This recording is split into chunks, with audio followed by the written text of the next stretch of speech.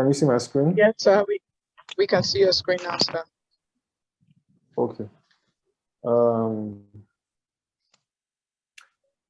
So we want to talk about this in a few minutes. This is actually I think it's my second or third time on this program, but I've been very close to the program, and it's one I treasure and I love so much. And I think in my first session, we also talked about technology. We talked about technology, information age and technology in my first session on this program. To be able to delve into this, first of all, this conversation this evening, I'd like to start by knowing the people on the call this evening or this afternoon. If you do me a favor, you tell me your name, you tell me what you do, your name, what you do, it will be fine. And we'll take it from there. Who would like to go first? Okay, let me go first. Okay, so my name is Deborah Bilo. I work in the business development and advisory space. Okay. Okay, so I do more research analysis. Yeah. Okay. Thank you. Next person now. Good evening, bro. Good evening. My name is Chibuzo Akuchuku, and I work in the real estate sector. Okay. Chibuzo, what do you work as in real estate? Okay, I work as an operations person. Okay. More like site manager. All right. All right. Who's the next?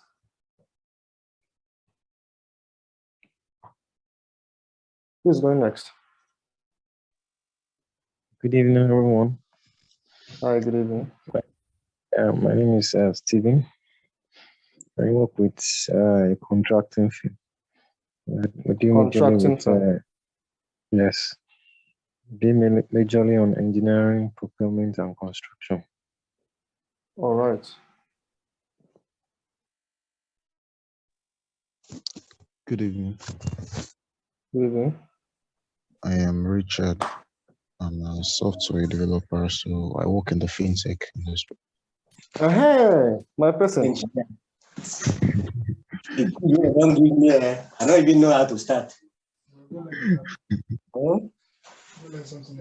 I don't Richard, how are you doing now? Yeah, good evening. Last month. Who's next? I know Sabi code though. We get book where they drop. Who's going next? Is that all? We have Deborah, Chibuzo, Stephen, Richard.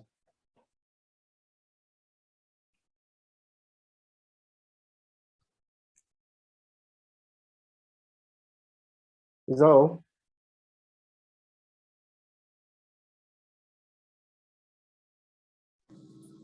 Hello, good evening. I think we're more than this. Okay. Okay. And I believe some other people will come in later on. Oh, okay. But someone was just speaking now. Good evening. Good evening. Hi. Hi, my name is Farida Yakubu. So I didn't get the name. Farida. Farida. Okay. Yes. Farida, what do you do? Okay, real estate. Real estate. Yes. What do you do within real estate? I'm just I'm going into real estate, so I'm trying to understand more about it. Okay, you want to enter into real estate? Yes. But what I do mostly is I produce my own grill, like a food company.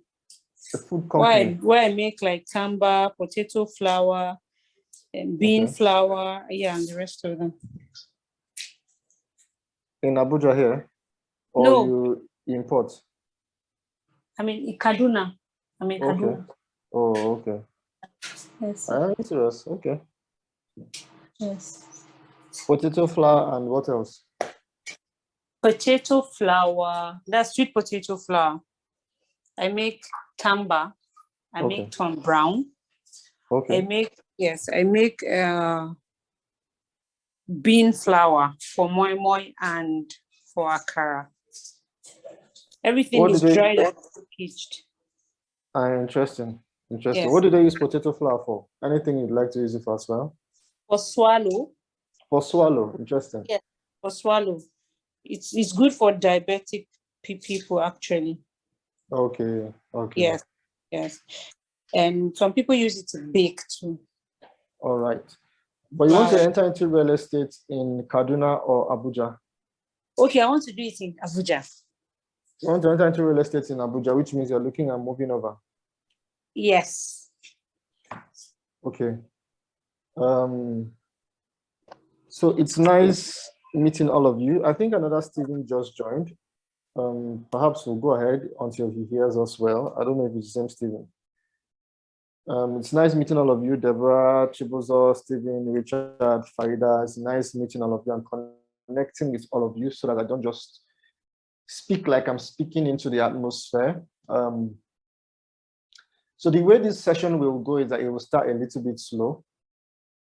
And I will try to take a break at the hour, or let's say about 45 minutes from now. I will try to take a break for 5-10 minutes, and then we run another 1 hour and try to round up. If we don't round up before the next 1 hour, if we don't round up before the second 1 hour. So all of this is part of the first hour.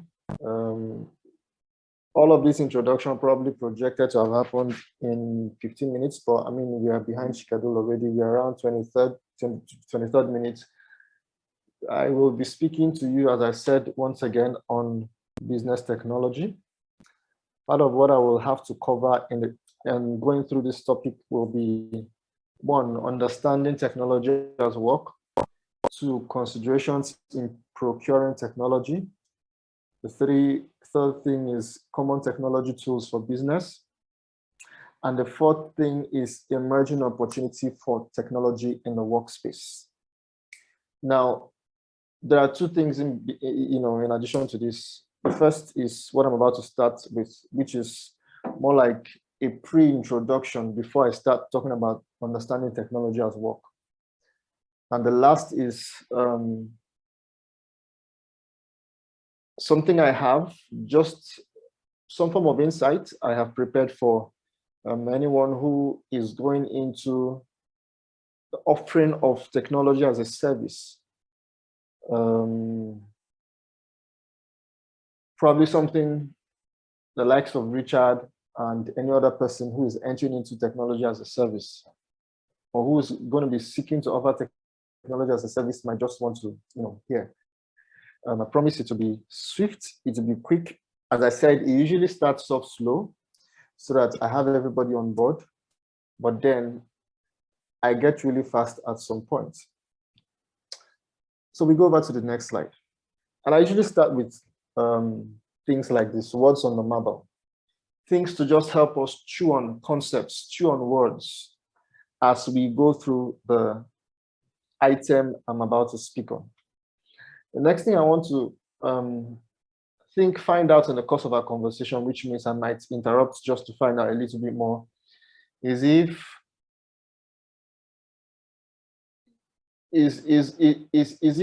there are certain things that we have, I mean, as Farida said, she wants to enter into real estate, but she has a product.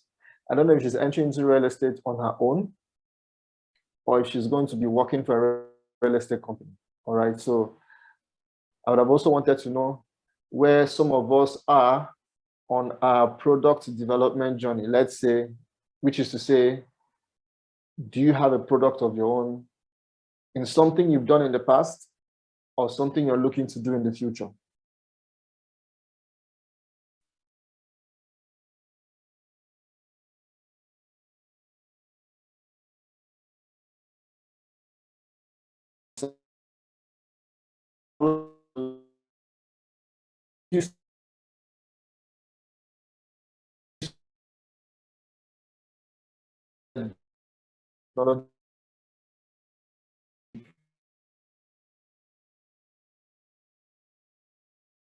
recording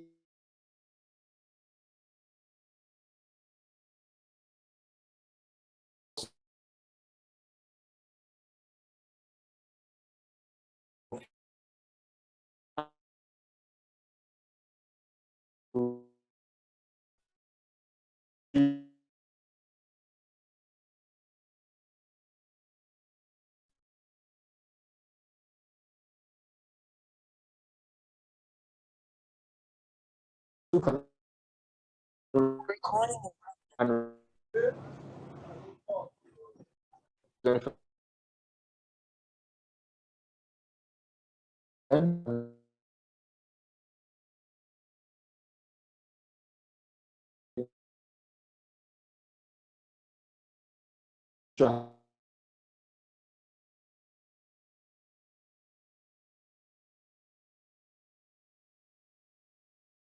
hello. Am I still with Hi, someone? sir. All right. Yes, you're still here. Okay. So this is something that also kind of encapsulates some of the things that we are speaking about today. That the workplace is soon becoming a bunch of people who come to a single location to use IT tools. The office is fast becoming another tool for work collaboration. The workplace, which is where you go to work. And you know, this is probably after the advent of the COVID. It's fast becoming a place where people just come together to a single location and then they use IT tools most of the time. If you look at it, aside facilities like light, a desk, and water, and the chance to collaborate, there's nothing else your office offers you, that office location offers you. Everything you do, depending on the field you play and what you're doing, is about using IT tools. Let's go on. An entrepreneur, they say, is someone who jumps off a cliff and builds a plane on his way down. Someone who's trying to describe who an entrepreneur is, he says someone that jumps off a cliff, and before he lands on the floor, he has solved the problem. He has built a plane on his way down. And there is a sense in which this speaks to some of the things I would mention, especially at the very last slide. So you pay attention to this. Entrepreneur jumps off the cliff and builds a plane on his way down. And so in trying to understand some of the basics about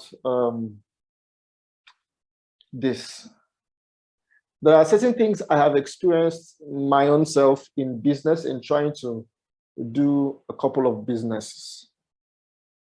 The first is that usually we grow up hearing, oh, if you want to start a business, look for that one problem you want to solve. Look for that one problem you will solve. Look for that one problem you can solve. All you can do is just to solve one problem. But you know, in real sense, right, in real time, it's not about solving one problem. So we often hear that starting a business is about solving one problem. But then that's a lie. Why? Because most successful businesses, what happens is that there are multiple internal and customer-facing problems. Multiple internal and customer-facing problems. And these problems arise when you try to set up your business model. And your business model has several building blocks. I don't know if you've handled business model in the course of this program, but your business model has several building blocks. And then trying to set up what those building blocks entail. It could be your channel, it could be how you operate, it could be what your assets are, it could be your cost assumptions, it could be your revenue assumptions, it could be your description and definition of your target market, it could be anything really, it could be anything, it could be who your partners are. In trying to determine and build that business model up, you are solving multiple problems. So what happens is really, you start off a business, but in the process of starting the business, you end up solving 10 problems. But out of the 10 problems you have solved, only one can be commercialized with your customers. I give you a typical example. we tried a business at some point. There was a business we started, which was about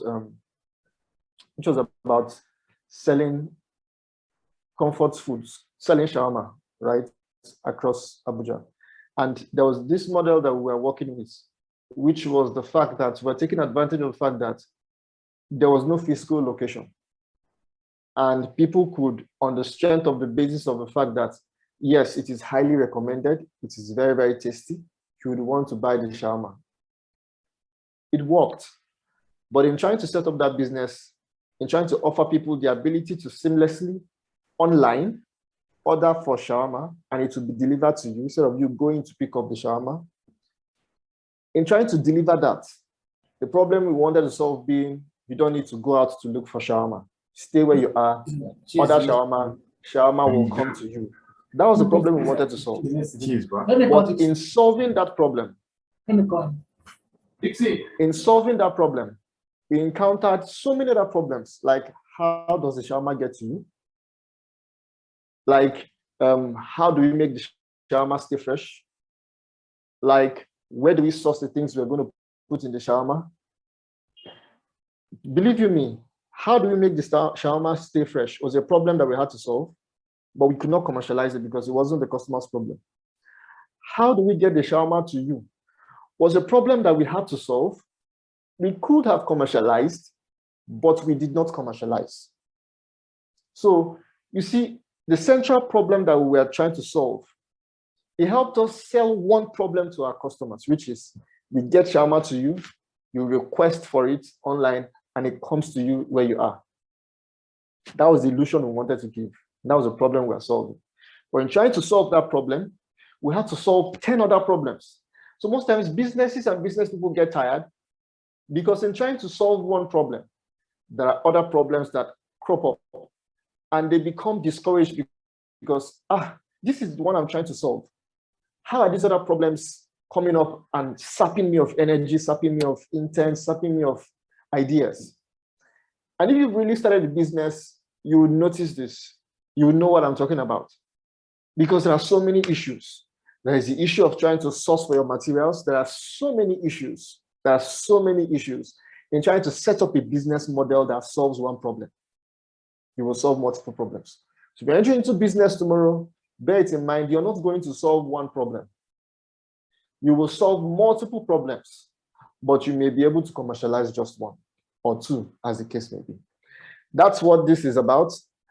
I kind of will skip the other one. Entrepreneurship is only about starting a business. That is what this myth is. Or perhaps I'll just briefly touch on it, which is to say that entrepreneurs not only exist for the purposes of starting businesses. Already existing and established businesses also need entrepreneurs, because what the entrepreneurs do is that they have this ownership mindset and mentality, which means they come into a place and they feel this is my own, I can make a mark here for the good of the company, right? Wherever the company is directing its efforts towards, all right? Wherever the future of this ecosystem, of this product, of the roadmap of the company, wherever it's going to, I can help drive the company in that direction. That's the mindset of an entrepreneur. I had a boss one time who kept saying and insisting that he would always use the words, do you know that each of you can run a small country? What was he trying to do? He was trying to instill in us, and we were employees. He was trying to instill in us the mindset of entrepreneurship. And so when you have an entrepreneurial mind, it is not wasted within the confines of a work environment where you're working for someone. You can, especially in the right environment, express that ability, express that capacity, and make the company better off for it. All right, so I wanted to just touch on these few things before we go ahead into some of the main meat of the issue of the matter today. We start off at a very, very interesting place, which is an attempt to define the information age. A lot of us know what we call this age is called the information age. The age immediately after the industrial age. Most times I get trapped into trying to define backwards, but I mean, most these days, everybody kind of understands when we say we are now in the information age. It simply means a couple of basic things. First of all, It's a shift from the traditional and industrial mode of work to an economy based on how information is used. That's just what it is. That's just what it is. And so something that became prevalent in this information age is what is called information systems, all right?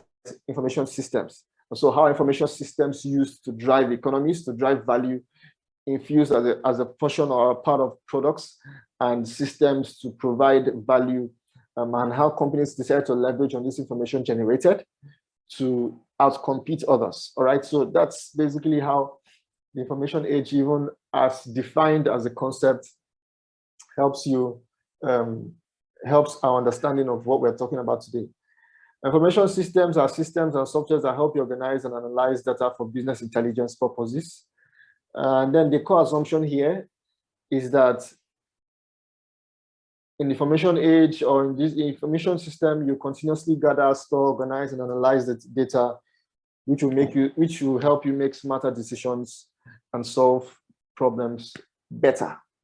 So the crux of this is, hey guys, welcome to the information age. You know, in the information age, one of the easiest ways to define it is not necessarily the advent of computers, right? But the utility of computers, what computers we're now used to do or achieve, right? Which led to a unique roadmap for the product called computing sets, which means computers were big, used for something else in the past, but because of the information age and the use of information systems and the idea to use information to create value, we have computers now designed towards this roadmap where they are connected by internet, and we have other innovations and advancements that have happened on the top of that to help us enjoy the full benefit of what we call the information age, which is an economy that is reliant on information systems and how you manage and manipulate information. We will get a little bit deeper into this. There are specific trends that I have highlighted here that characterize or typify the information age. The first is the explosion of information and data. Multiple information and data points are continuously collected by our devices, stored in multiple servers globally, where our digital persona is created, managed, and observed. How many of you know that we all have what is called a digital footprint? Everybody has a digital footprint, which means if I want to find out about a person, and it's gotten so advanced now that if you hear someone, right, it is suspicious for a person not to have a digital footprint. It's just one of those things. So if I hear about someone, and I know some of you might have done it before, search out the person online, go to the person's social media. I mean, if the person is using his real name, old school people like me, or the person has a website. These days, if the person is the director of a company, you can even tell. Google search. So information and data is exploding. Simply means that information about you is exploding. Information about you is captured online. You have a digital persona. As you have a natural persona, there is somebody called Richard, Stephen, Chibuzo, Deborah, and Farida with your last name in one server online, right? There is all the data points about you that you leave online have been collected, attached to themselves. In other words, they're not scattered. Somebody's analyzing it and kept somewhere. And those data points contain a name, an age, your siblings, if you're on Facebook, which means you've dropped it there before. Contains your school, you've dropped it on Facebook before. If you search things, your interests from all your data, Google search, YouTube, the things you watch, your interests. So there is a server somewhere running with a piece of information about you that has your name, your birthday, your passwords, your interests, where you work, the companies you own or you're a director of, or the things that you're doing, the things you've said online, how you've engaged people, what you've bought, what you're buying, the things you've paid for.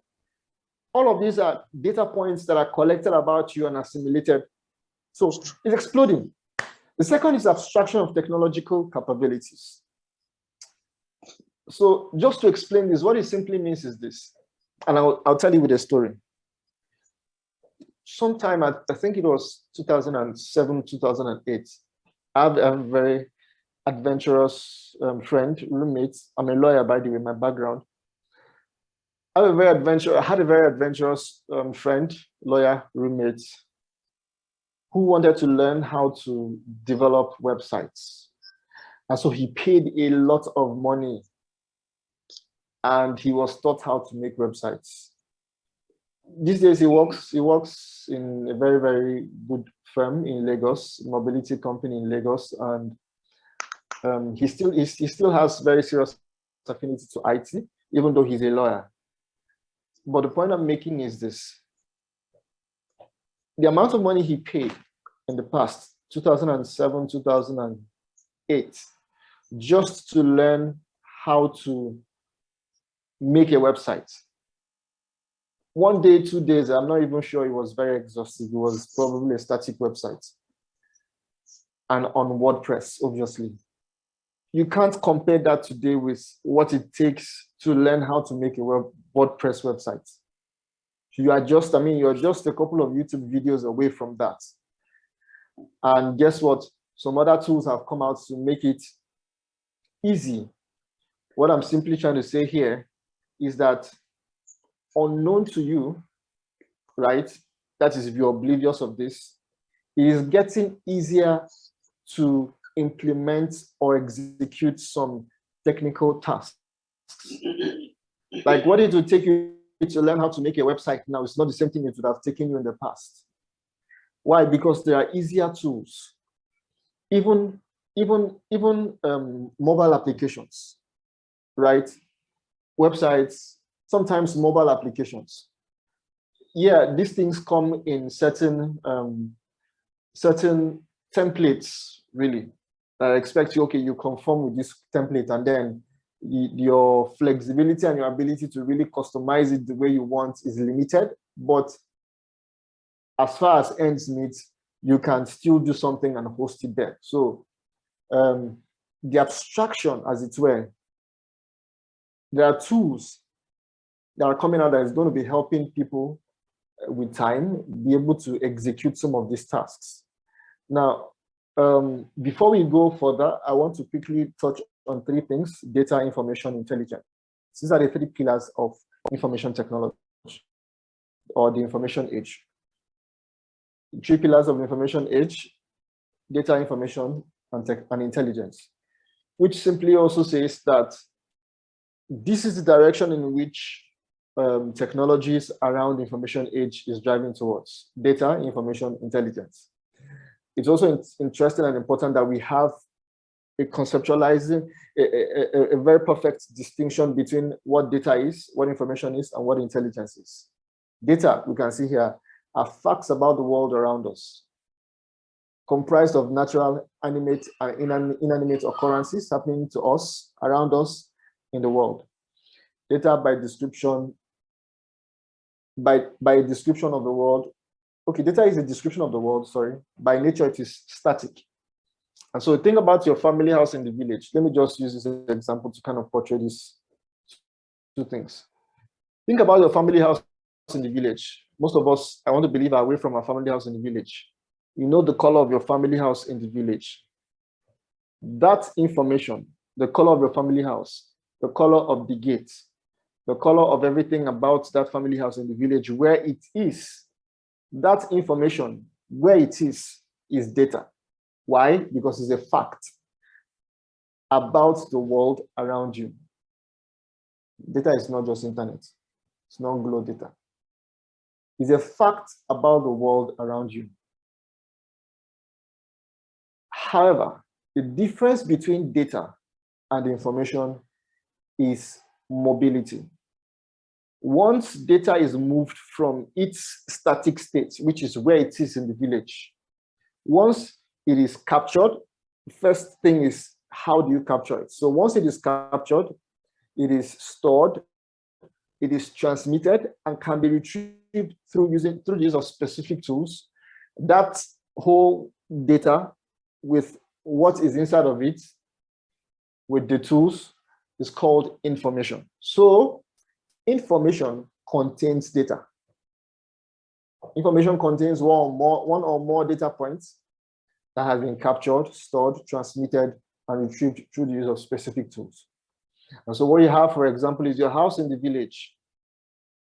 The moment you capture it with a phone and you can send it, in that format in which it has been captured, it has become information. Why? Because in that format, it can be stored. In that format, it can be sent. In that format, it can be retrieved. In that format, you can destroy it, right? So it has become information. That is the difference between data and information.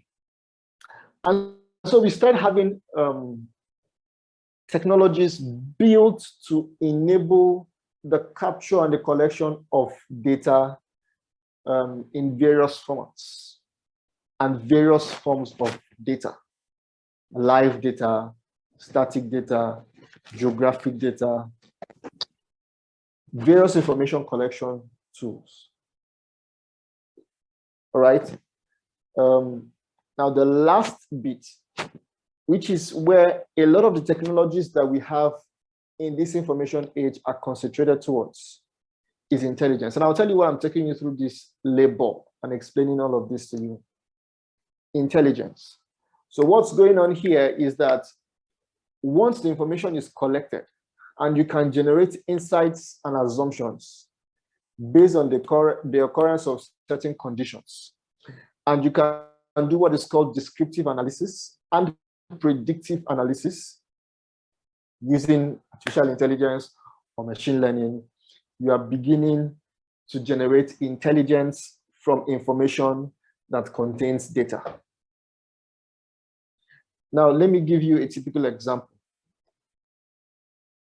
There was this product that I worked with a friend on. All right, we developed the product and we sold it early. So what we did was we were doing what is known as a retail management system.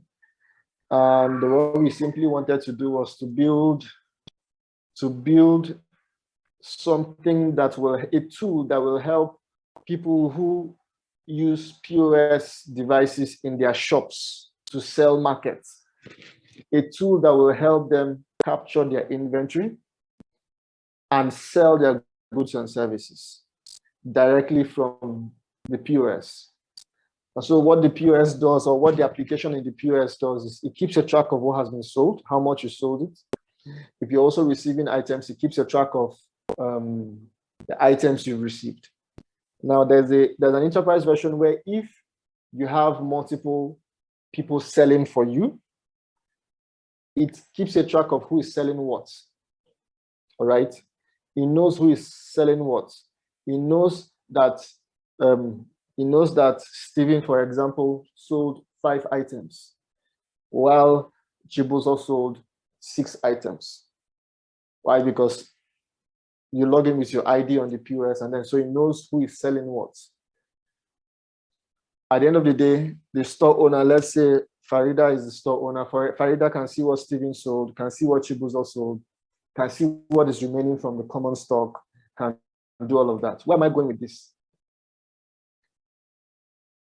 The items in the shop. Now that there are items in the shop to sell, that is data. So you say, let's say there's a shop that there's a provision store. There's a provision store with items, provisions, right? Milo, milk, Bonvita, Lipton, bread, cornflakes, cereal, all of that. That a store has these confectionaries and provision, that is data. a feature we built on the system was supposed to, first of all, collect this data, present it to you as information. To say, okay, you sold 5 loaves of bread today. You sold 10 sachets of milk. You sold Milo worth this amount of money. What is that? That is information. So when we collect facts about what you did and we present it to you on your dashboard as a retail manager, what we're giving to you is information about what you did. Now, an extra feature we built on the system was built using artificial intelligence. What that feature does is this. It monitors what you've done, how much you've been selling, what you've sold over a period of, say, 12 calendar months. And when you come to the system, that artificial intelligence function, and prompt it for some of its insights. Some of the insights it can tell you is this. It can tell you what pair of items people buy the most. It can tell you, oh, people, when they come to buy stuff from you, like to buy milk and bread. So always have milk and bread. It can tell you, oh, people like to come around this time of the day to buy stuff from you. This is your peak period. It can tell you, oh, around this time of the year, you sell the most milk. You sell the most Milo. You sell the most that around this time of the year. And so what that helps you do is that it helps you prepare. What I've just done for you is shown you how data collected from a retail management solution, captured as information, can be used to generate intelligence. And so what I've taken you through this journey is to show you that what businesses are doing with the bias towards information technology, which is what we are studying today, business technology, is they keep asking themselves, how can we use the direction information technology is going to better myself in what I am doing, whether I'm an employee or an entrepreneur that owns or is starting a business? How can I get to the point where, which means the attitude of the person who is compliant with the information age is that you are always collecting data about your business. So you don't wake up in the morning, you can never be, if you're part of the people who you just sell stuff, you don't know how much you sold, but you know you have money, you don't have a dedicated account for your business. And at the end of the day, it is what you have in your, what's it called? Accounts that you plunge back to get materials or whatever it is that you need to run your business without accounting for what your actual profit is. You don't know when your profits are eroding. You don't know what is eating your money the most. Then I'm sorry, your business is not yet compliant with what it takes to have IT propel it and make it more efficient.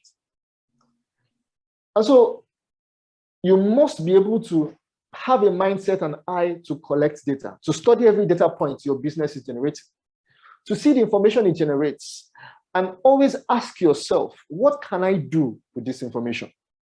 When you have this mindset and you're always asking yourself these 3 questions, what data is my business collecting? Whether you are selling potato flour and bean flour, you will be surprised about the amount of data your business is collecting informally. You will be surprised. Whether you are getting people into their homes and houses or prospecting with people, you will be surprised as to the nature and the quality of data your business or operations is collecting. So everybody who is doing business is collecting data. How does that data inform you? In other words, what do you know about the data? Which of them do you capture? That's where information comes in. Which of them do you store? You should store as much as possible, everything. Now, the third thing is, what intelligence can you generate from the data? Once you have this mindset, you can now learn how to use computer systems, how to use technology to advance your systems, to advance your processes, to advance your business. This is the entering mindset that leads to the use of technology to drive your operations, to drive your business. Are we together? Let me just get an affirmation that we're together, then we jump in. Are we together? Yes, we are. Thank you so much. Yes, sir. Now, I was telling you something that Google collects information about you. This is one of the things, just to show you, this is one of the things that Google collected about me. So it has a couple of things it feels are my interest points. And with those interest points, it is going to use its assumption about my interest points and sell to people who offer services in that direction. I have a friend one day who said he was speaking to a friend of his. I mean, he lives in the UK, so it's even worse there. I think they searched or did something, you know, something just very, very common. They were looking for electric vehicles, and they were discussing it or something. Before you know it, and I know it happens to most of us, electric vehicle suggestions started coming up on his Google search, blogs, started seeing it online, suggestions, electric vehicle everywhere. Oh, would you want to buy electric vehicle? Oh, would you want to buy this electric vehicle? Why? He discussed it with someone, typed it out somewhere, maybe searched somewhere, and that was it. Now, this is what Google says about me. It feels that I'm interested in politics. I don't know. You know, sometimes these things know more than you know about yourself. It feels I'm interested in politics. So Google says that it's estimating this as my interest based on my sign-in activity on Google services, such as Google Search, YouTube, even Maps. Now, there are a couple of things it feels I'm interested in, so many things. Now says, this is why I captured this. It now says, as well as your signed-in activity on non-Google websites and applications, which means even on websites that are not owned or controlled by Google, even on those websites, Google knows what I'm doing there. So let's say I opened a website that spoke to politics hosted by one Mr. Emeka, and Google collects that information. Google will use the fact that I visit the website to say you must be interested in politics, and anyone who has political information to sell or whatever it is, it can propose that to me. And I'm using all this to prepare your mind for the next things, right? So what are some of the impacts on business that IT can have? So if you have a business, you work within a business, or you have a business, or you have a product, and you're thinking to yourself, what are the things, and you're ready to really make the switch, make IT part of your processes, as a part of your business model, what are some of the things that it can help you do? The first things that you can see it help you do is that it can help you improve efficiency in service delivery through process automation. So first thing to use IT for is to say, how can it help me become more efficient? And where can it automate my process? It's 5 o'clock. I promise to stop and take a break at about this time. We can do a 5-minute break, if you don't mind. We can do a 5-minute break. Or Deborah, how many minutes should we do? I think 5 minutes is fine. 5 minutes is great. Please, let's stay online. Don't exit class. We can just stretch our legs, but do not exit, please. Just stay in class. It's going to be a short one. So yes, sir, it's great. Yes. See you by 5:05. Thank you, sir. We'll continue. And so we started by looking at some of the things around information technology and information age. We looked at the pillars holding information technology and information age.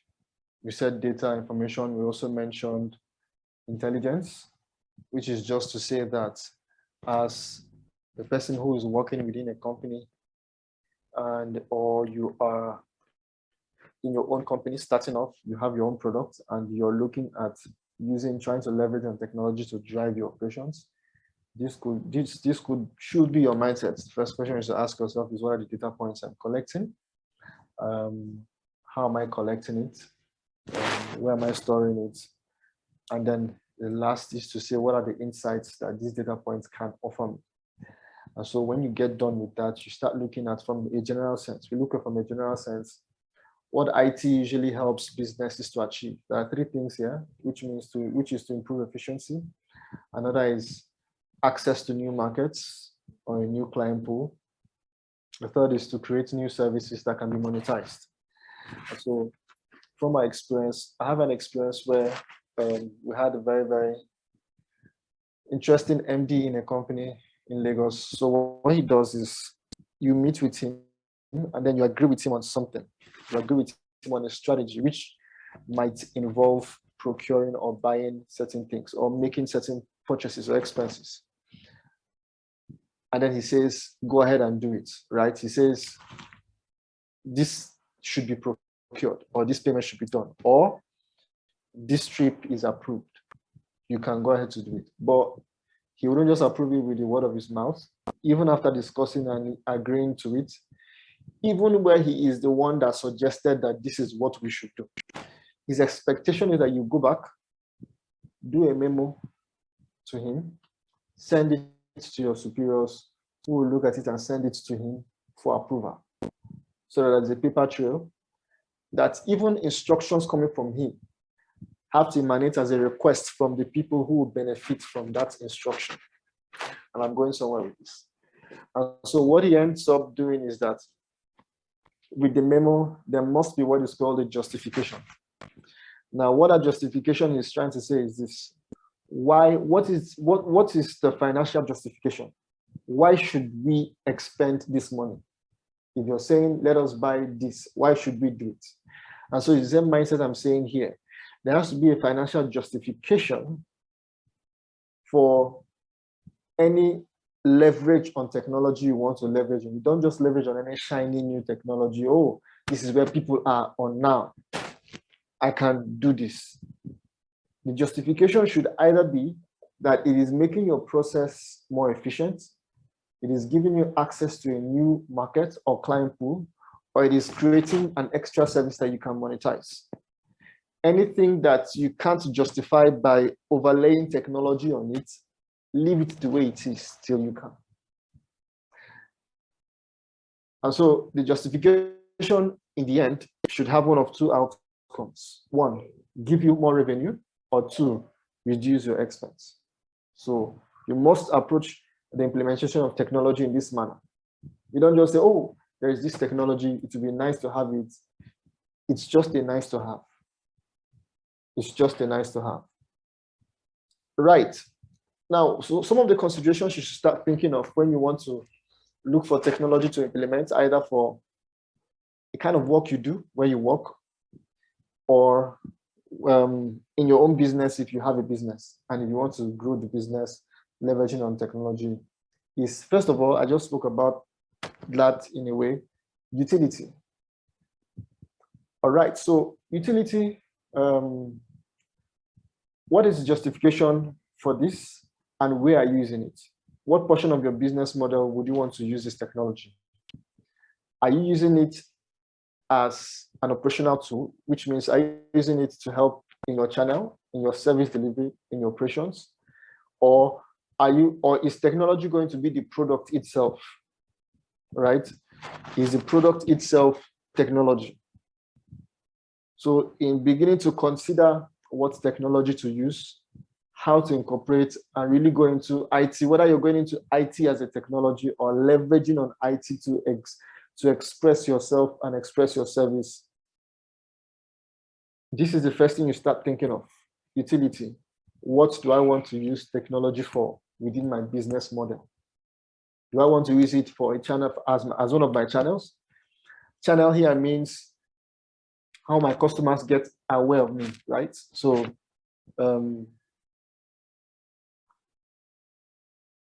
if you are an artist, for example, it would be nice for you to be on Instagram more than it will be for Twitter, right? Because people will probably appreciate your work a lot more, probably, if you're using Instagram as your channel. That's if you want to leverage on IT products, one of which social media is part of it. So that's just how to think about it when you think about channels, right? Where do you probably have a better constellation of your clients? Now, when we were doing that confectionery shawarma business, we were available both on Twitter and on Instagram. But both channels pulled two different customer base, right? People with a different mindset. We found out that most times the people who will come to us on Instagram are so in love with, because I mean, if you're doing something that is like an e-commerce, the only way people interact with it is through the picture. So people see the picture and they are so in love with it. And they want to take a bite. They like it. So we deploy via Instagram. People who see it on Instagram jump at it, want to go have it, order it, we deliver it to them straight up. But most times you realize that people who will come via Twitter are the ones who want to ask you, can't you reduce the price? So different people.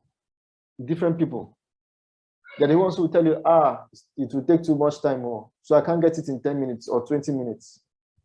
Different people, right? So every channel has the kind of persons or people it pulls to itself.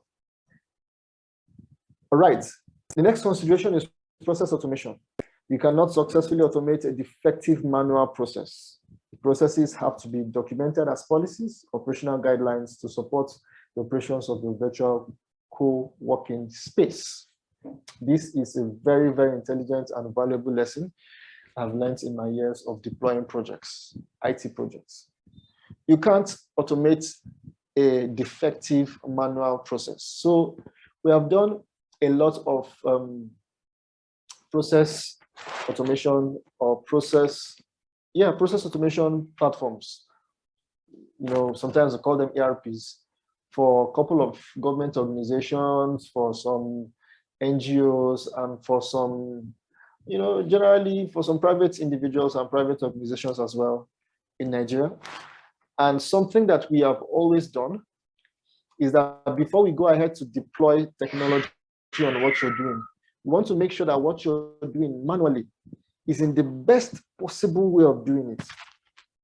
For example, if something that you're doing manually with 2 or 3 steps can be done with 2 steps and you still achieve the same thing, why would you want us to automate 3 steps when we can automate 2 steps, right? So as a second consideration, if you're going to automate a process, be sure that that manual process you want to automate is in the best possible shape. I'll give you another typical example. Some guys wanted us to implement a technology for them. And because some of the folks who are doing the work of data entry, where they were not so computer literate, what they resorted in doing before we got there was to say, set up another room and have those folks who do the data entry manually finish, take it to the guys who will now do the computer entry and bring it back before the file embarks on its first journey to the guys who are supposed to review it and all of that. And we said, even as you don't bring computer and technology systems to complicate work, right? You bring it to make work easy. So if we cannot implement it within the framework that you're currently operating, which means instead of creating a special unit out there where data is so you have where data is entered manually, then they will now take it to the place where data is entered into the computer. Why not merge both of them together, let them all happen in the same environment, space, by the same person?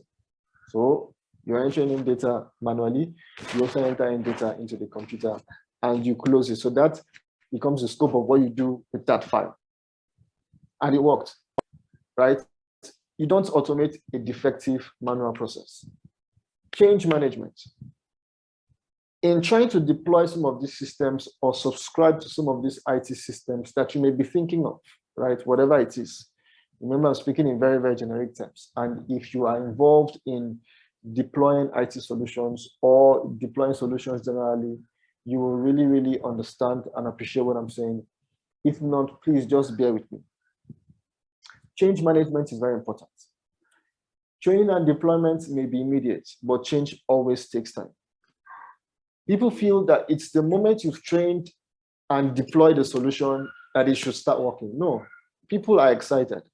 And most times, from what I've understood from training and from change management, there's always there's a sharp rise, excitement from the training. I feel I know it.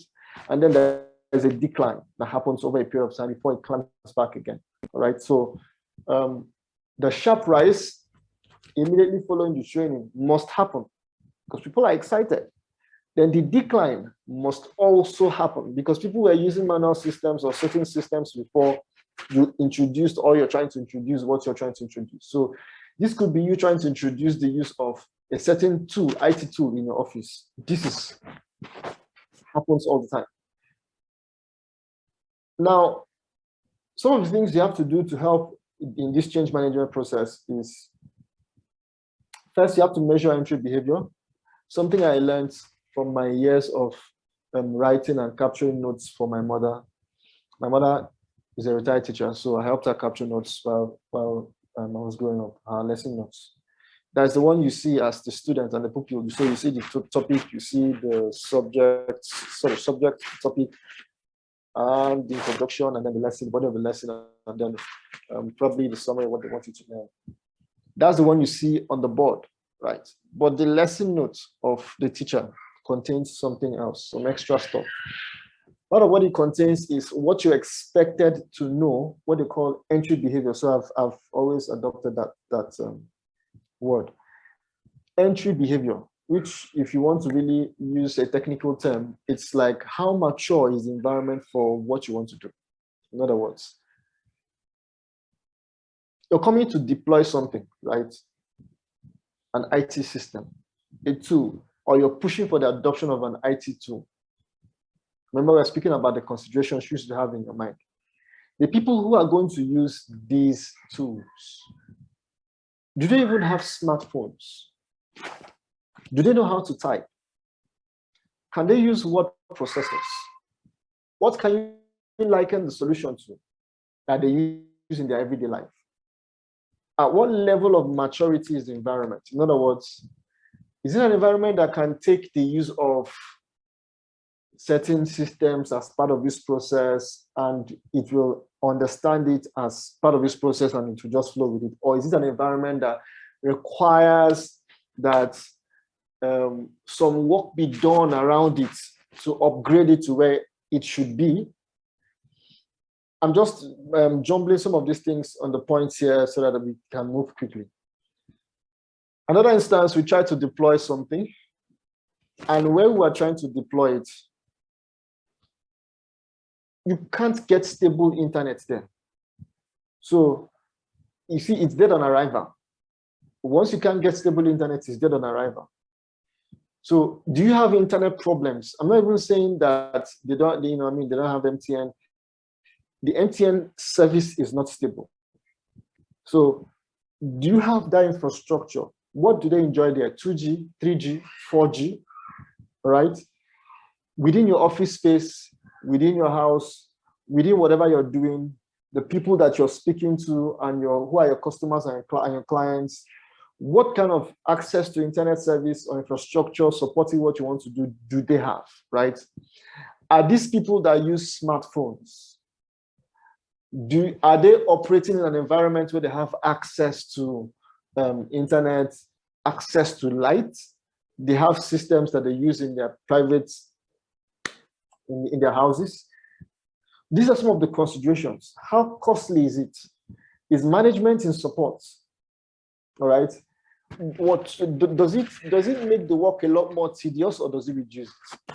Give you another example. We're trying to deploy another solution somewhere else, and in trying to do it, we found out that if there were the people who are filling, again, they had the issue where they were not so computer literate. So the people who were trying to fill the form, so it involved them filling a form manually, a register manually, or they fill the form we created online. We found out that it was taking them a lot more time to fill the form online than it would take them to fill the register they had been filling manually. So imagine spending time implementing an IT solution, and then the user, it takes the user more time now to do his work. So we had to create trade-offs, right?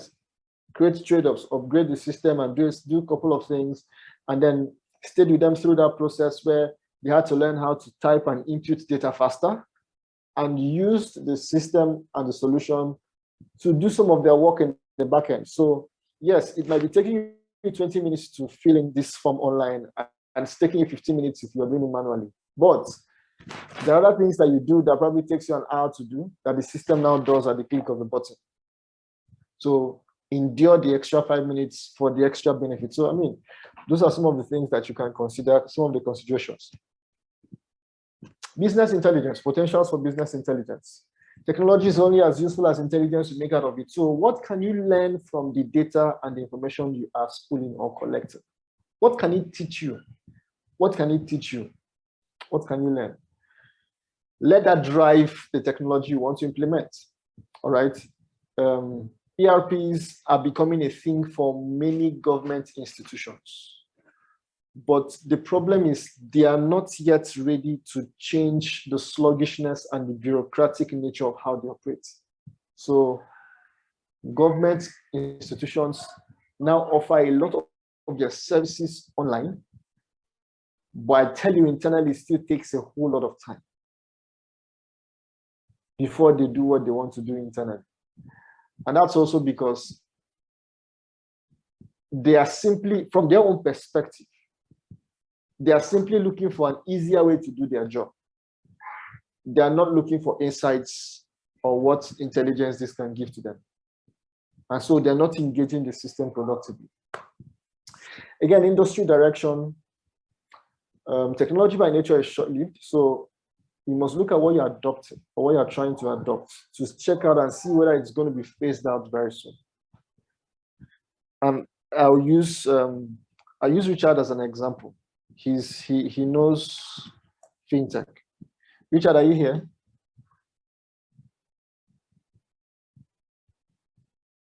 Yes, I am. Oh, okay. So, so there was this conversation that we were having at some point, and it was, how long do we think the conventional, or what we call legacy fintech systems were going to stay before they give way to more modern ways of doing things that will be resting on more modern technology, e.g. blockchain? And buying what has just happened to the world, right? I mean, economic turmoil and some of the things that happened to all those interesting concepts. It was really short-lived. A lot of financial solutions leveraging blockchain, both offering legacy services and new services, were jumping on the use of blockchain. There were people who are developing, I mean, I just probably don't want to call a lot of names to start, but this is my field. People who are designing the equivalent of what you have for the Nigerian central switch that helps you switch finances and money across banks and wallets. People have designed that, leveraging on blockchain for Africa. And I'm not saying leveraging on blockchain technology and then they are switching Bitcoin. No, they are switching the normal currency you have. But banks are connected directly and all of that. So if someone wakes up in the morning and he says to himself, I want to develop another fintech solution. The question you must be asking yourself is, how many more years does this my solution have before it is overshadowed by new technology knocking on the door for you? That's a very good example of this. Last thing I want to mention here is workplace roadmap. Does it support transition to distributed workplace, or is it convergence reliant? In other words, the technology you want to implement, if it is for your internal operations, is this something that supports you being able to work virtually? If it does, that is the roadmap of the workplace.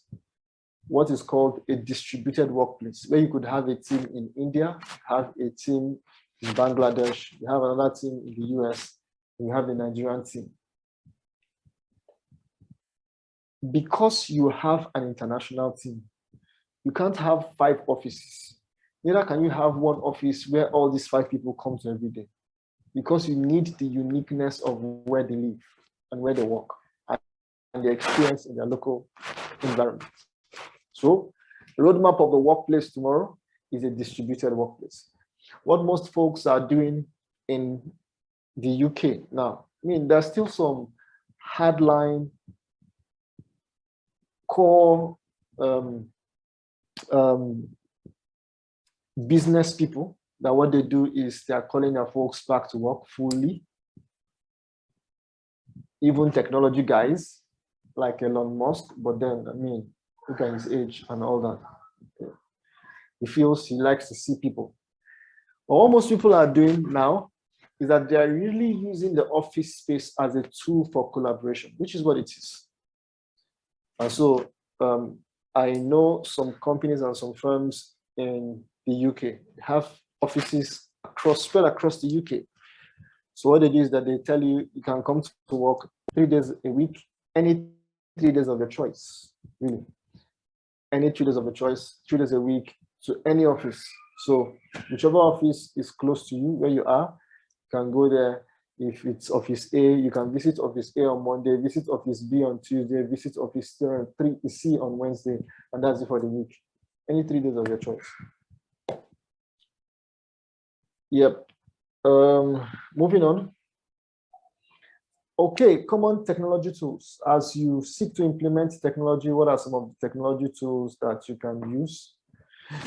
Depending on what you want to do, product and service management. I have 2 categories here. There's product and service management, and then there's a second category. So under product and service management, you always advise, if you are going to be doing something that involves you implementing or using, implementing projects, most times, I don't know the kind of real estate you do, but sometimes real estate involves using projects. You need a project management tool. If not, if it's just pure tasks, which is not necessarily called business as usual, you can just use a task management tool. If you want to use online channel to offer a service to people, you can build a service management tool or platform for that purpose. So some common technology tools that you can implement while seeking to reposition where you are, your company, your workplace, depending on your position and pool, and yourself, if you're starting something, as I just mentioned, you can use a project management tool, a couple of them, also depending on the field. Some of the basic ones, if you really don't want to do a lot of payments, of course, you have the Trellos, you have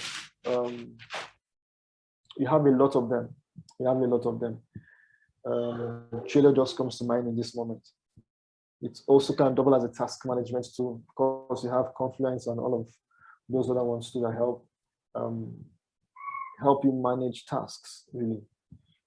Service management mostly is customized, so it depends on what the service is. For operations, you have your emailing tool. Most times when you have a G Suite, it kind of covers for all of this. So if you're starting a business, or if you are in one already and you want to really automate your processes, and you're not using Google or G Suite, it would be nice if you can, or Zoho, kind of has a couple of some of the other things here. Meeting and collaboration, an example is what we're already doing. we are running this and we are in the confines of where we are and we're still having a good time. You have the Zoom, you have Google Meet, you have people who are doing some new stuff now that they can also use to achieve these aims as well. You have, you even have WhatsApp.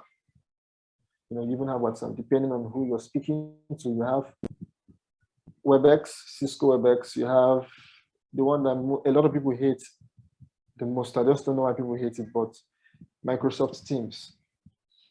Website analytics. You have Google Analytics that can help you. So if you're offering a service and you need a website for that service, you have a website. Google Analytics can help you analyze all the data points, people who are accessing the site, when they accessed the site to offer to order a service or whatever it is that you offer on the website. Hello, so you'd want to. I can hear you. Okay, I don't know. It's like you stopped sharing the screen. Oh no, my screen is still sharing. That must be the internet. Can you still see it? Yeah, I don't know if other I people can can see see it. But Okay, maybe it should be from my end. if it's on Common Tech Tools, yes, we can. Yes. Common Tech Tools. Yes. Yes. Okay, let me check my internet. I think it should be All from right. my end. Okay. So yes, of course, you should be looking at tools that will help you analyze traffic on your website. Can help you, give you very, very valuable insights. Remember, I said the third phase in your thinking cap regarding how to use technology really is on the intelligence you can generate from the data you've collected. So yes, you must be able to analyze traffic, analyze data you collect, analyze things that you engage in the course of your business. Next, you must always think about how to provide support. And I'll get to this also in the end. You must always think about how to provide support, how you provide support. Sometimes these things are manually done and could be intensive. However, there could be tools that you would use to ensure that you don't miss out. Social media, especially for those of you who probably also want to use social media as your channel for receiving complaints where you profile support, social media channel management tools that a single tool can help you manage all your social media handles, right? So there you can chat with people, do a lot of things. If you want some that are specifically customized to support, just to provide support, there's this tool called Discord. With Discord, you can provide support to people. Of course, there are CRMs too. I think I've used Bitrix 24, which is a customer relation management tool, which helps you organize your leads. You can look at the people, the contacts you're generating, your leads, and the business, and what stage they are in your conversion funnel, really. At what point are they at the level of initial contact? If you're the kind that needs that type, probably if you're involved in a more structured process, of course, you know the difference between marketing and sales. So the bigger the business or the more complex the business, the more you start intentionally trying to distinguish between marketing and sales. All right. So people think sales is a very easy thing. No, sales is even the more complex one. Marketing is easier than sales. Marketing is spreading the word, right? In business lingo, that's what marketing is. I am a marketer. No, the people you see that call themselves marketing, most times when they are doing that, they are actually doing what is called sales. So marketing is about converting, spreading the word, saying this is what we are doing, this is what we are doing, this is what we are doing, this is what we are doing. Marketing is not so much concerned about the conversion or the sales. It is sales that conversion or sales. It is sales that is concerned about that, right? So marketing just spreads the word. So marketing is like your Google ad. He's not interested in who is converting. He's just interested in telling people this is what you're offering. Sales is now about conversion, where you get people. If you marketed to 10 people, you can convert 7, you can convert 5, you can convert 4, as the case may be. So you speak to them, you sell to them, you tell them this is what you stand to gain. They need a more structured or customized proposal. You provide for them, do a presentation to them, or that is part of the sales process. and you negotiate with them. The moment it is signed, all of that is part of the sales process. So sales is a more detailed process, different from marketing. Now, as I said, you have tools that can help you capture all of that. So if you have to be reminding people, you can set those tools help you manage all that process. So you've not reminded this person that you've not gotten their feedback. You have to remind 5 people every Monday, 6 people every Tuesday at different stages. Maybe these ones you have to remind them to give you a feedback on whether they are accepting the product or yes. The other people, you have to remind them on whether they're accepting the negotiated terms or whatever it is. So there are different things you really want to do around sales and marketing, which you can always use these tools to do. Of course, there are email marketing tools as well. I didn't capture all of that here. These are just the basics. Of course, you have accounting and invoice. You always have to keep a track of the money. When we do business, what I usually do is for every business we do, I can tell you all the things, the cost elements. So if a unit of, let's say, shawarma, going back to that business, is, let's say it is 1.5, right? I can tell you how much the pita bread is. I can tell you how much the mayonnaise is. I can tell you how much the veggies that was used for that shawarma is. I can tell you the projected cost for that, the chicken or the beef in the shawarma is. I can tell you the unit cost of everything, right? So you have to be very particular about finances. It is when we were able to do that that we could say, okay, we have this size, we have that size of shawarma. Then if you want us to customize the size for you, we'll customize the size for you. Why? Because we're very particular about the components, the unit cost of the components per shawarma. We could literally tell you, this is how much it is, each one of them. And it's a very, very good and healthy practice to inculcate if you are going to go into business that either offers a product, tangible product, or a technology product. You must be able to cost your items. Of course, you need an online repository, very important. Of course, most times this leads to document management systems, but you need an online repository. Most times, if you have a Google Drive, which means if you have a Gmail account, you have an online repository, something you can use as an online repository. You need a place to store documents, create documents, store documents, share with people so that you can collaboratively work on documents, approve documents, sheets, analysis, data, whatever it is, using Google Sheets. I'm biased towards Google Sheets because I use Google a lot. All of that, the presentation, the sheets, the Google Docs, and all of those tools that you have on Google Drive. I love, the first thing I do, I love creating folders and files, creating shortcuts and all of that, so that once you want to access a document, all you have to do is to follow the prompting and you can always locate the document you're looking for. It helps a lot. Last but not the least, here, or in any of these lists that I have always maintained, is an inventory management system. You must be able to tell how much stock you have, how much stock you have expended, and how much stock is remaining. Compulsorily. If you cannot account for those resources, then you're not in business. You must be able to account for it. And there are a couple of inventory management solutions that can help you achieve all of that. So if you're looking for guidance or suggestions as to areas where you can start automating your processes, implementing technology tools to make your work smarter, I've just listed them for you, in addition to the ones before that. Let us go into some emerging opportunities that are available for you if you want to go into this field. Now, you can see from two perspectives. First is from the perspective of available technologies, but before that, we speak to the roles you can play. Remember I said that one of the things that's prevalent with the information age is the abstraction of technology. So it's becoming easier for everyday people who have very interesting backgrounds in arts, and all that to get into technology roles and learn technology concepts and learn coding.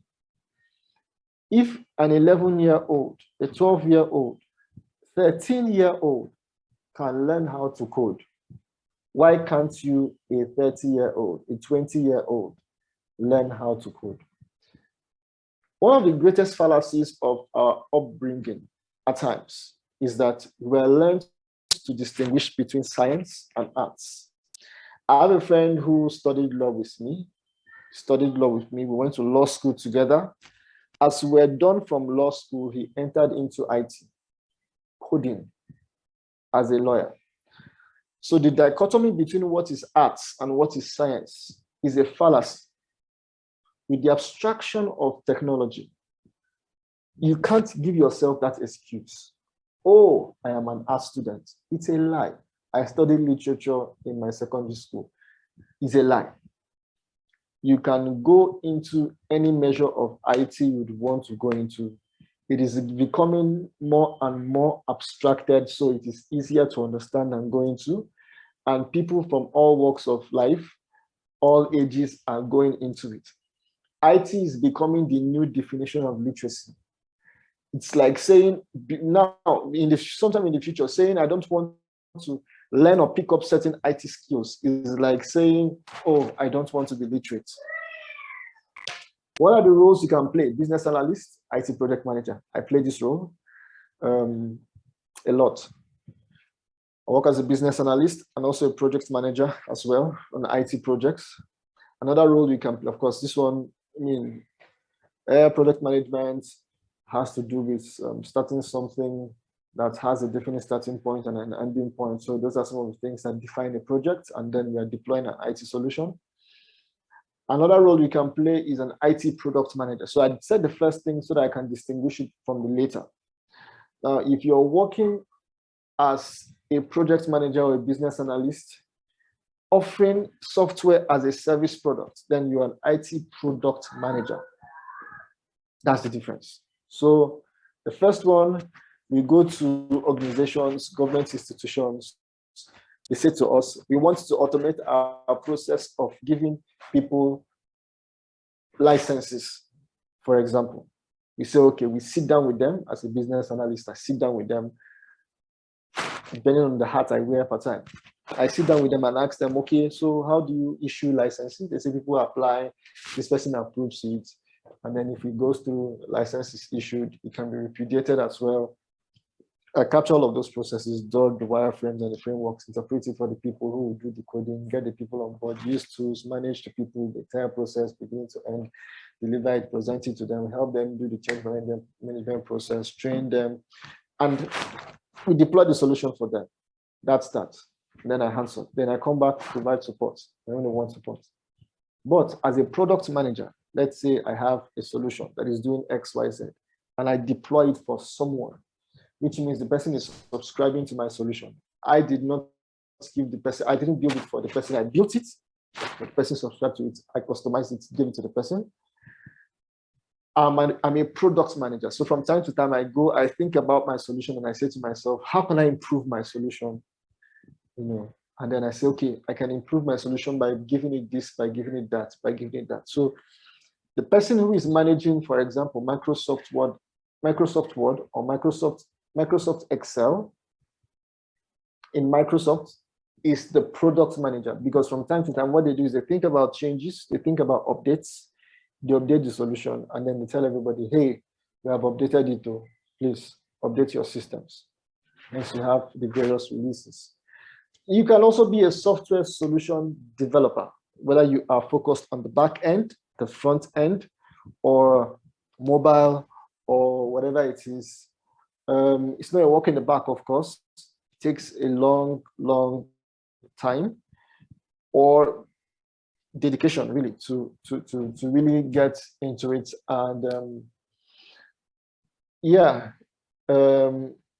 you can start from the basics, depending on who you are or where you are at. You can start from the basics and then grow into it. But if you're dedicated, it will take you time, probably a year or two, before you can consider yourself a junior software developer of consistent practice. Again, there are cloud engineers, people who are responsible for deploying solutions, making sure that there are no issues when these solutions are deployed on the cloud. You can also look at yourself playing this role. It's not too complex to dream of, right? So I'm saying all this to say also that there are certifications that go with these roles I've mentioned. Trust me, these people are paid more and recognized more and valued more outside Nigeria than in Nigeria. I bet you. When you do the competing salary range for some of these things I'm mentioning, you will be surprised what they are paid in Nigeria as against what they are paid outside Nigeria.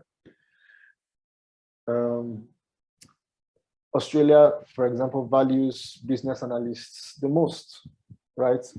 And there are various certification courses. If you want to take the highest certification course, I mean, of course, there's this one called Certified Business Analyst, so you can look at it and see where you fall under. And then even if you've been doing some form of that in the course of your experience, you can take the entry level and then mature and grow your way across. Same for project management. Of course, you all know, some of you may know about PMP, some of you know about Prince2, some of you know about various frameworks, Agile, that really give certifications that help say, yes, this is who I am. So it makes sense that when you go to a training institute, your goal should be to get yourself certified so that you can become some sort of a subject matter expert on those issues. I also want to mention to you blockchain engineering. I just called it new database engineers. Blockchain engineering, really, they are some of the hotcakes of the industry. They are scarce to find and they are very expensive to maintain. So it is a very, very, very, very, very, very interesting specialty and specialization rather in IT, blockchain engineering. It's very interesting. Data scientists, as data is collected, remember I said one of the things about the information age is explosion of data. As data is collected, there's a concept called big data, which means we are collecting so much data. People have to mine the data and make sense of it. Those people sometimes are called data scientists. So data science is also a field that is growing exponentially, and it is projected to keep growing. More and more people, Nigerians alike, are picking up these skill sets and setting themselves apart.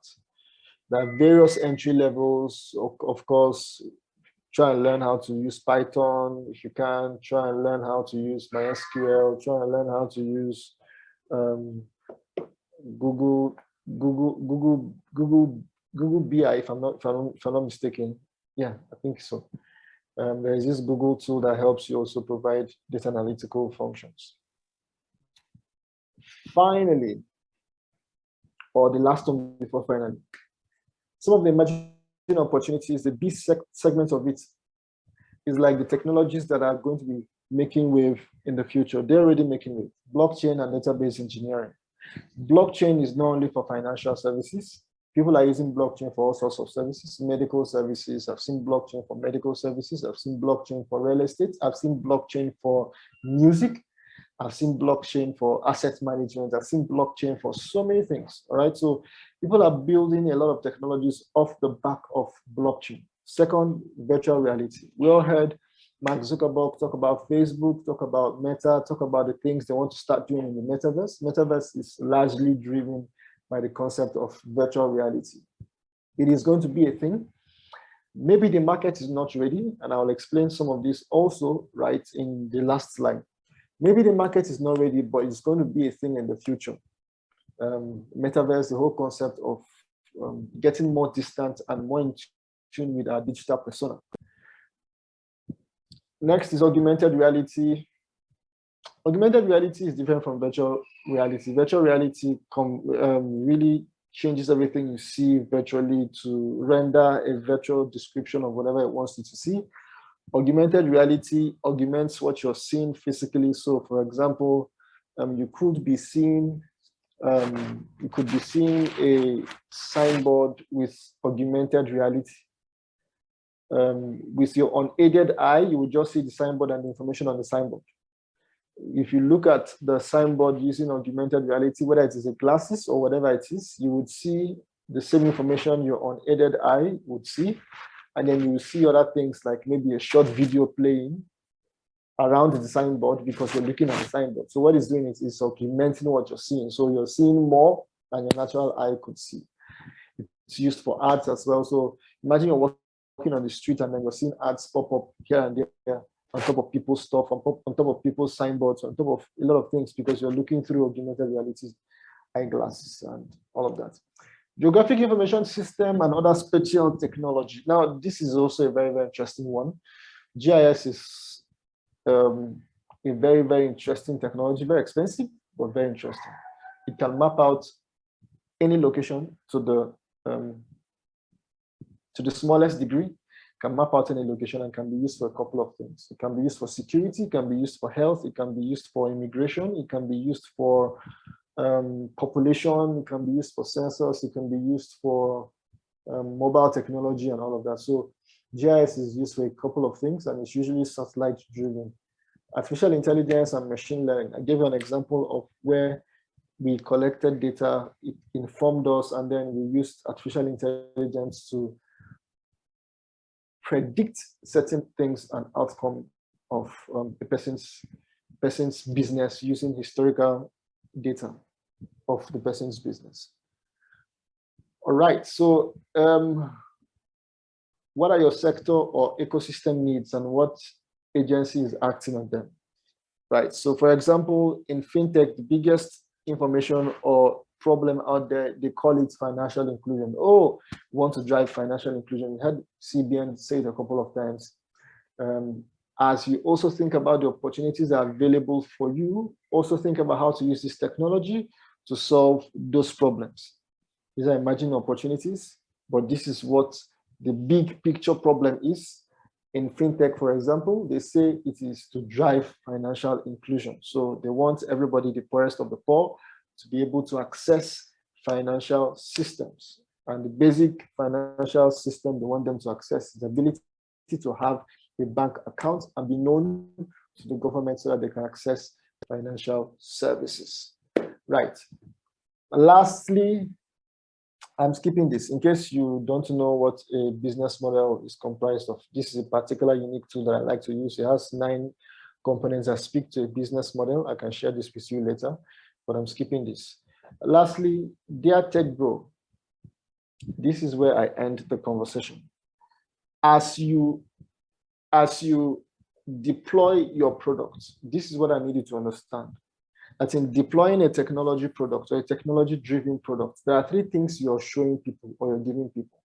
You're giving them a function, you're giving them a process, and you're giving them value. Most times the function, not most times, the function is different from the process and the process is different from the value.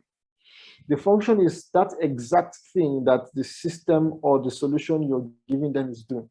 That's what it's doing. So, for example, the solution is a wallet management system. So that's what it is doing. Helps them collect money, maybe move it to another account, an IP account, maybe transfer it to somebody else within the same wallet as a wallet management system. That's the function. But you must also understand that that function is driven by a process. The process that created the wallet and the process that supports the wallet. People will not just buy the function. The fact that you have a product that does a specific function is not enough for them to buy your products. What is enough is that your function, your process, and the value it provides are intact. Before I touch on the process, let me speak to the value. The value is the extra thing it does that no other person offers. So the function can be that it is a wallet, a digital wallet. But the value is that it is the cheapest digital wallet, or it also supports USSD that no other person supports. That's value, different from function. So when you focus, so value is like that single problem you want to commercialize. So when you focus on your marketing and your sales, that's what you focus on. You focus on the value. Yeah, the function is not a problem. People are not so much interested in the function as much as they're interested in the value. People can always duplicate your function. There will always be people doing the same thing, function. But you want to stand out in the market. What people will buy, what you cannot clone, what you will always stand out for is the process that created that solution and the process that supports it, as well as the value, which is the extra thing that it gives that others don't give. I have a boss that used to say to us that, and I read this online too. Someone said that he met someone and asked the person, so at what stage are you now in your product? The person said, we are building the product, and it's when we are done building the product that we will release it to the market. The guy laughed at the guy and said, that means you don't know the first thing about releasing a product or managing a product. My boss from way back used to always say that Bill Gates then would release a very early version of Microsoft Word. It's kind of defective as it were. Maybe not intentionally. And people will complain, people will shout, people will say, what is this? This is not doing anything. I hate this. So you would ask them, what are the issues? And then they'll state what the issues are. Then after a while, you release a very stable version, everybody shuts up. So you need to understand that the customers, the readiness of the market is more important than the readiness of the product. And that's the same thing that is affecting this issue of metaverse. Metaverse as a product is nice, but I'm sure they're not advancing really well with it because they sense the market is not ready. So part of the things they're doing is trying to prep the market. The market is not ready for the product, but the product is almost there. Maybe not almost there, but the product is there. So see what they're doing. They are beginning to engender usage. There are various interesting concepts that you can use. The concept of early adopters. Whatever it is, you must have a research-based and a market-driven approach to product development, especially if you're developing an IT product. You must always involve your customers in the product development process from day one, which means you release versions of it iteratively until you have something that your customers, from the feedback you receive, say, I love this version. Then you can now expand it to everybody. Rather than staying in the confines of your room to say, okay, you use a product and there's not even a single adoption on the product. And then you want to come out to tell me that your product can do X, Y, Z, but nobody has used it. And so as we begin to tie up our thoughts this evening, if you're going to move your business from point A to point B, and you want to leverage on technology to do it, I've just shared a couple of thoughts with you on how you can help drive your business, drive your growth, keep your eye on a couple of things that will help you improve your services. Now, I know that a couple of us are into real estate and all these other industries, but I believe that we must have been able to be in one or two things that could help us. I will now open the floor to the next segment, which, if I'm allowed, I think involves questions and answers. If you have questions and answers relating to this, maybe not this, but also connected to this, or enterprise development, or my experience in project management, or whatever it is that you've heard me speak about, or you feel I am in a good position to speak to, and I will be happy to answer your questions. Guys, thank you so much. I want to believe that you've been a fantastic audience. That's the power of virtual conversations like this. I want to believe you've been a fantastic audience, and I look forward to the next segment. Thank you so much. Wow. Thank you very much. Thank you very much, Mr. Victor. I'm sorry I didn't start from the beginning, but the little I was able to glean. Thank you so much, sir. I think I have a question. We're considering going towards this space of building an IT solution for a business we're trying to flesh out. Okay. Just hearing you speak, I was just ruminating of all the possible ways to go about it. So going back to this last slide, function, process, and value. If I understand correctly, the process is the process of making the software, right, and supporting it, right? Yes. To the client. Okay, and the value is the ultimate value that the client benefits. Yes. I want to ask, do you think the Nigerian industry will have enough human resource, at a competitive rate to develop a sustainable product and support it? Okay. Thank you, Mr. Nelson. Thank you for that question. Okay, do we have enough human resource? Well, the capacity, yes. So, well, if we didn't have enough, it is worse now. First of all, because, of course, we know what is happening within the banking sector, capital flights. Yes. If we didn't have enough, it is worse now. What it simply also means is that firms have to do well with having very, very strong knowledge management systems, handover systems, and all of that. But do we have enough? To answer your question, do we have enough? No, we don't. I see.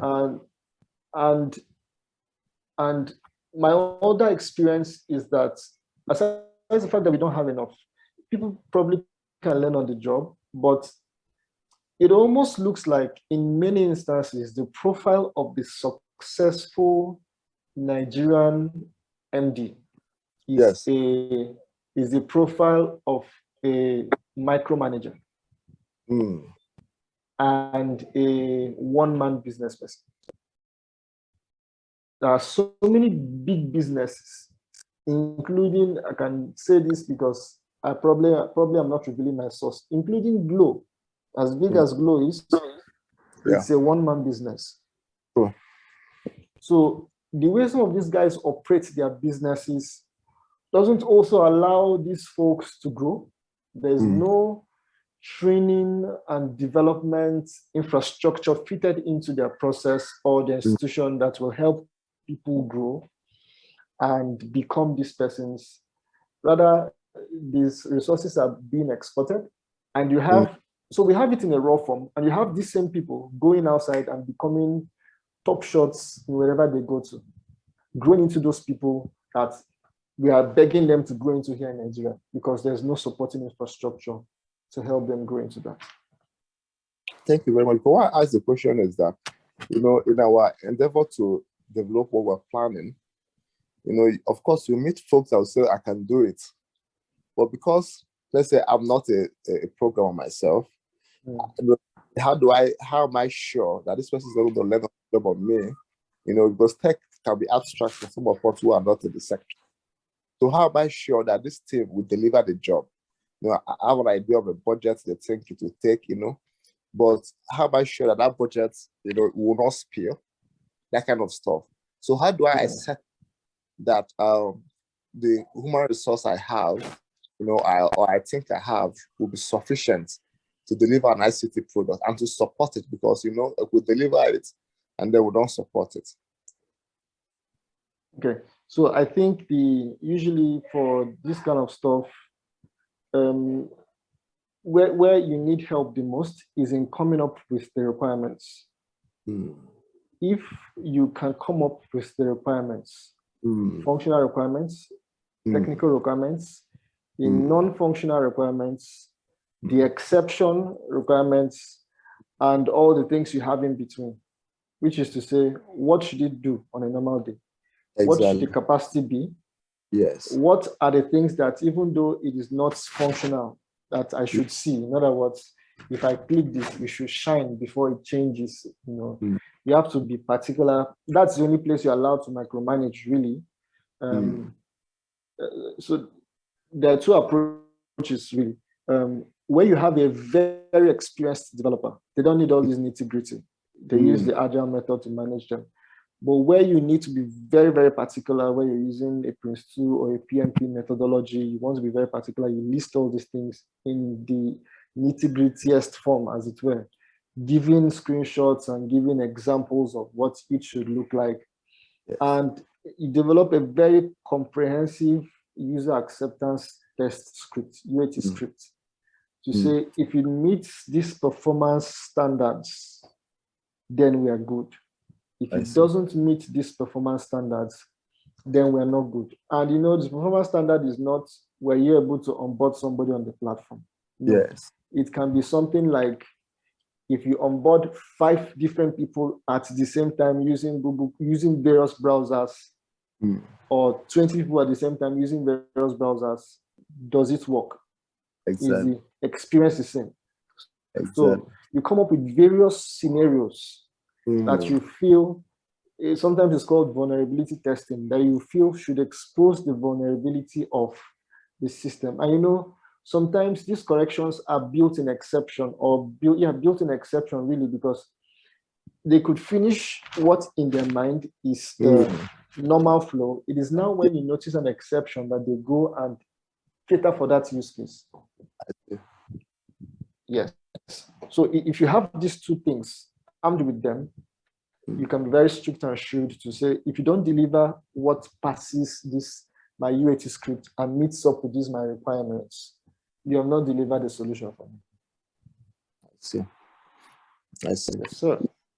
Would you recommend that someone hires an outsource, or so do you recommend that someone outsources or hire and maintain in-house? So let's say for a project that will require support. So it's not as if you are going anywhere. You want to launch this and then, hold on to it. So I mean, that one is very tricky, because if it is a single project, at some point you stand the risk of feeling you are overpaying the person. If you hire. But if you hire, yes, if you hire. But I know that most developers today have stronger affinity to wanting to deal with you on a project basis or consultancy basis, because they want to manage multiple projects and multiple consultancies at the same time. It has an implication on their efficiency and effectiveness, but it depends on how experienced the person is and the risks you are trying to avoid. So you can, an approach I use something in between. Okay. So I might say, I say we run this for 6 months, but I'm spreading your payments. We're going to spread your payments across that period, or 1 year, and I spread your payment across that period. It might not be monthly, it might be quarterly. And it could be as we agree. So at this time you receive this, at that time you receive this, at that time you receive that. And that helps everybody.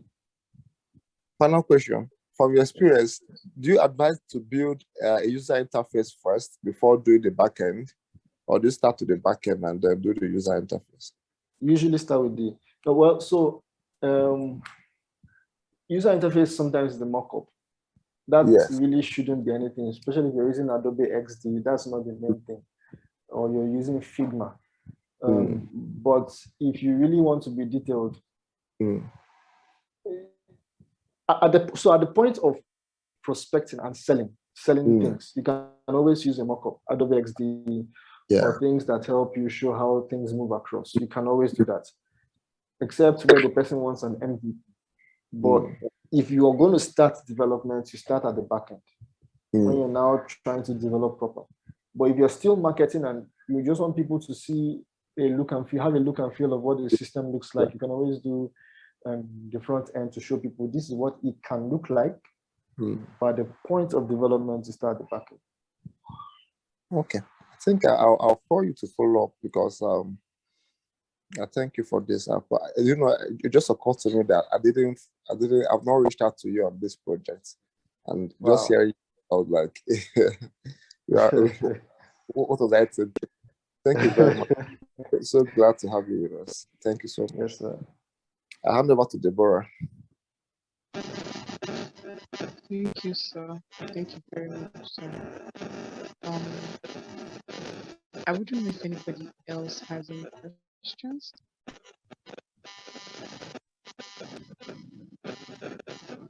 Does anybody else have questions?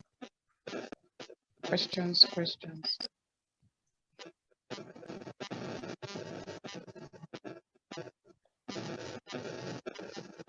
Okay, no questions. No questions from anybody. All right, thank you very much. Thank you so much, Mr. Victor. We're really glad to have you with us, and thank you for taking our time to share so much from so much insights on business technology and technology as a tool for enhancing our businesses. In the absence of any questions,